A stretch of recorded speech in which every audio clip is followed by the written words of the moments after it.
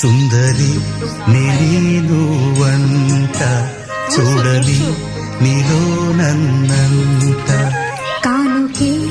ఇచ్చా మనసంత జన్మకే తోడని